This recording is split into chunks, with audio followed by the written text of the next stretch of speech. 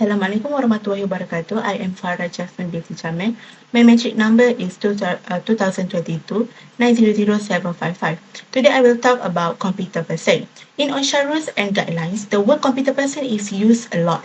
OSHA says that a competent person is someone who has the authority to take immediate corrective measures to remove existing and predictable hazard in the environment or working condition that are harmful or dangerous to employees.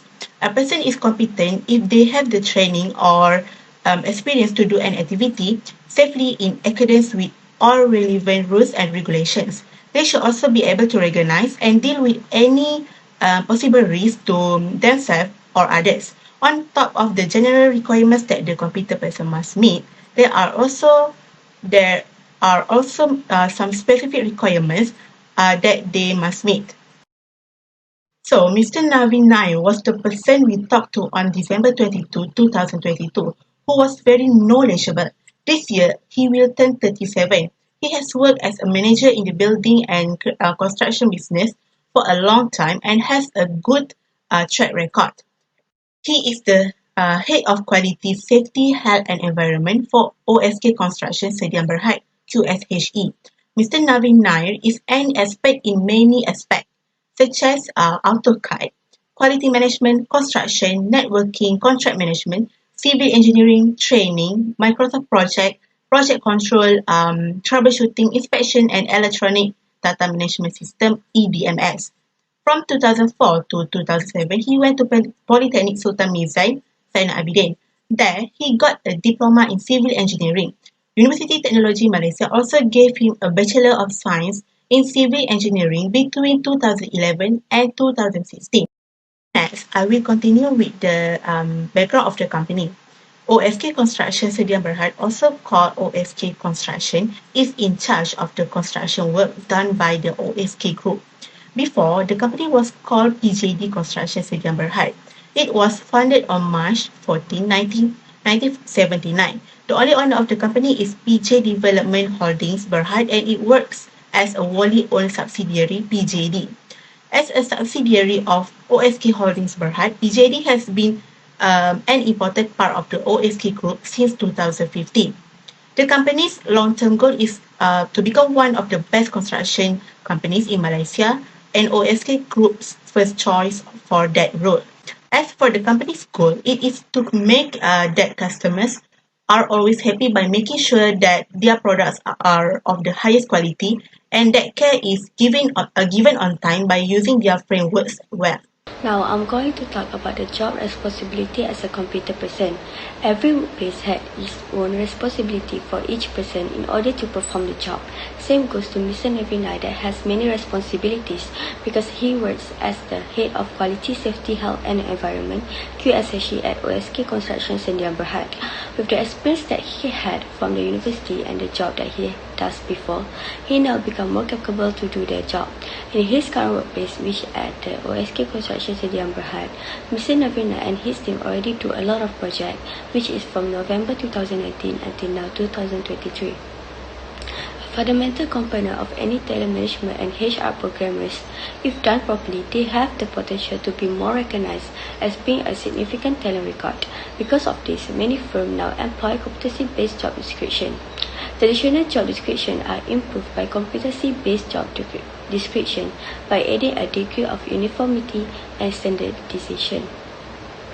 The fact that competency unifies all job description and rules within the organization under a consistent framework is one of the reasons, as was already said, why individuals utilize competency on their job description. As a result, the firm's HR programmers are given structure and HR staff are better able to understand the rules, job levels, and dependency inside their organization. Additionally, incorporating competency into your job description expands your option for talent management. With competency on your job description, you can hire based on those competency with targeted behavioral interview questions, evaluate employees based on their competency, create development plans, and use them as input for career planning tools that provide employees with a clear roadmap for advancement within your company, heavily based on the competency associated with each position. The work that has been Mr. Navin and his team required to handle is UCT3 on 18 November 2020. UCT3 is freehold apartment located on Jalan Persiaran UCT in Taman Santet, Ceras, Selangor.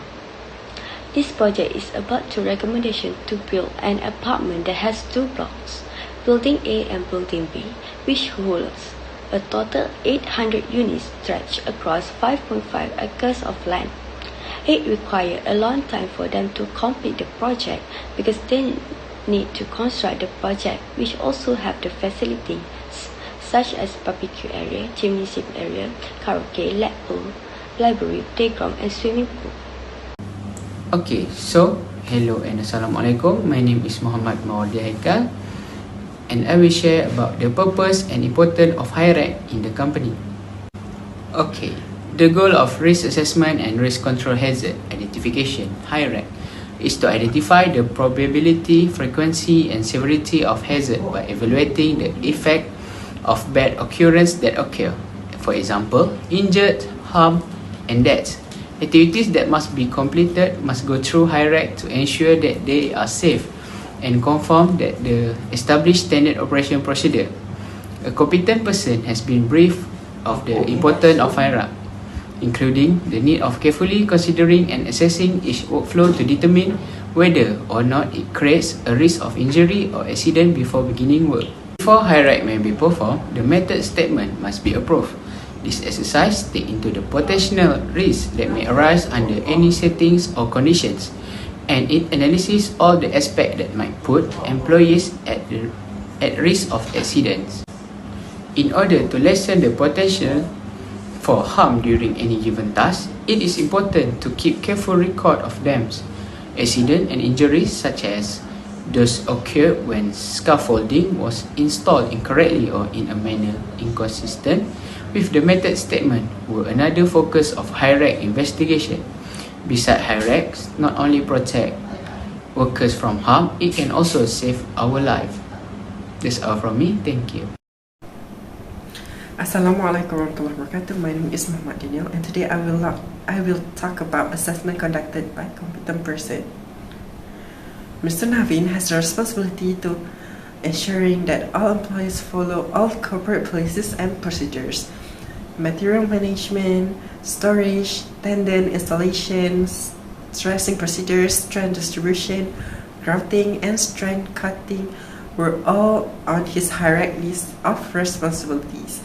After he has recognized a risk, He must create and keep a record of hazard identification, which can be done digitally and manually. He needs to plan the proper method of installation to prevent job failure and accidents.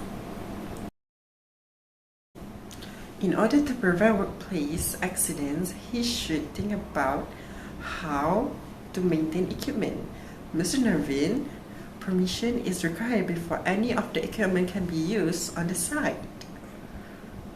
He must present a memo to teach new employees so that they will grasp every element of the workflow and duties, that they may be done carefully and smoothly. He will expect to sign an accident completion letter, regardless of whether or not that he was at fault. Okay, that's all from me. Now I will pass it to FARRAH JASMIN. Thank you. Thank you for the explanation, Muhammad Daniel. Now, I will continue with the hazard elements for the workplace. A work environment hazard is anything in the workplace that could hurt or make people sick or cause damage to the building or equipment. There is a chance of harm in every workplace, and it can come from many different places. Finding and getting rid of hazard is one of the most important things you can do to keep your workplace safe. OCCUPATIONal construction faces a wide range of risks from the environment, energy, machinery, manual labor, animals, insects, chemicals, ionizing radiation, the environment and nature, accessibility, air conditioning, confinement, extreme heat or cold, lighting, mental stress and dehydration are all factors in a safe workplace. Adequate access means you do not have any trouble getting to, from, or around your workplace. The term air conditioning is used to describe when the air in a building has been cleaned. Storage tanks, sewers, and pipes are all examples of confined spaces that are not meant to be occupied by people all the time because they do not have a good natural ventilation and are hard to get to. This includes, but is not limited to, enough for the task at hand. Bullying, threats of violence at work, and having too much work all contribute to mental stress. Working in conditions where workers do not get enough water could lead to dehydration. Also, energy includes things like electricity, gravity, kinetic energy, the force exerted when an object is hit by a body or when it is in a motion, explosion, penetration, vibration, noise, and pressure. In the case of electricity, this first means coming into contact with both live wires and high voltage. Gravity-related accidents like falls, trips, and slips can happen to anyone, no matter how high or low their workplace is. Explosion can be dangerous in the same way that workers hitting things with their bodies can be dangerous, and objects that penetrate the body can cause toxic gases to be released. One thing that can be broken through by kinetic energy is a needle. Vibration is another problem in making electronics, and it can affect different parts of a worker's body or their whole body. Noise can be caused by single, intermittent, or long-term exposure to noise, as well as by pressure in pneumatic or hydraulic system. The next type of hazard factor is OSK construction UCT3 project is mechanical, which can be broken down into vehicles, mobile and permanent plant, powered equipment and non-powered equipment. The workers on the building site use these trucks and mobile fleets plan to move all the heavy things that are needed for the building.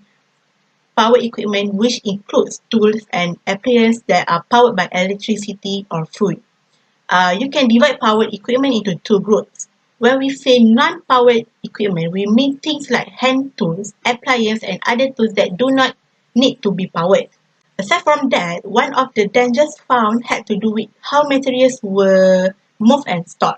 This meant doing a variety of things like lifting tons of metal with a crane, moving bags or equipment by hand, driving a truck full of cement blocks, and putting cinder blocks or other parts that were sold in bulk on pallets. Workers at OSK Construction use cranes to move or lift concrete that will be used to build the structure. Because of this, workers may put themselves in danger by using cranes or other machines on the job, or they may fall from a high place and get hurt. As working on a construction site could be dangerous for the workers, the company should figure out all the dangers at the site to make sure the workers' safety and health are not at risk. QSHE in OSK Construction must work closely with management and stay up to date on new work procedure and changes in how work is done. This is because changing how a job is done or how a task is done can bring new risks and make it necessary to evaluate the risks that are already there. By recognizing the risks at work, the goal of getting zero defects will be one step closer to being reached. The risk assessments in the company. The first one is to identify the risks. Mr. Navin and his team will investigate anything that could endanger their company's employees, especially those on construction sites.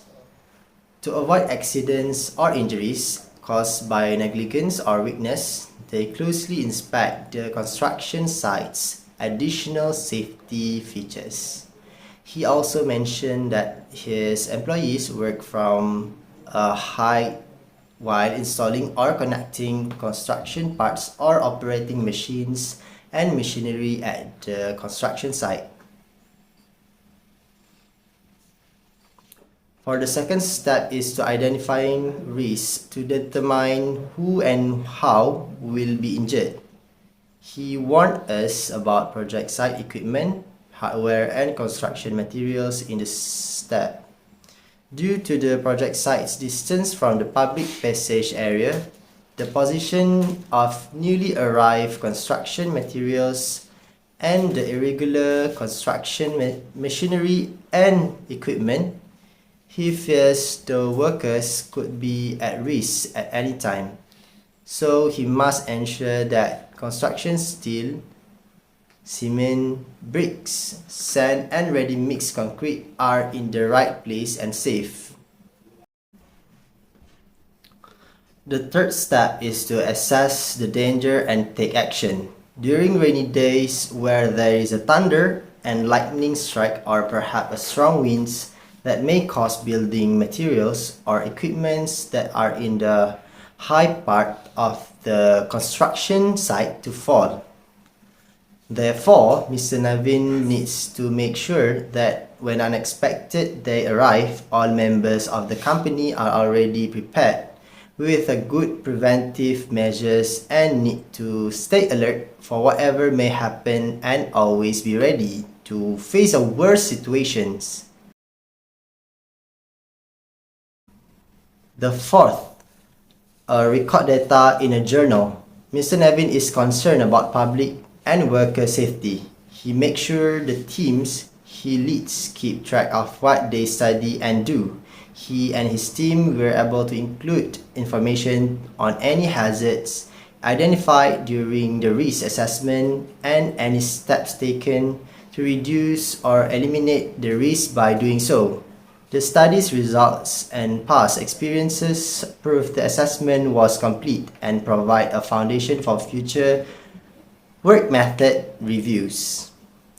Mr. Navin also stated that the risk assessment is still a work in progress, so it's important that he and his team can easily read it to prevent an incident from happening again or to reduce the risk of damage and its effects. A solution must be well formulated. The next is checking and revising the risk assessment is the last step. Mr. Navin stated that risk assessment must be reviewed periodically to be effective and current. It can also ensure that supervisors and line managers follow management safety instructions and take into account any new work practices, new machinery, or higher work targets that can be implemented in accordance with the company regulations and policies.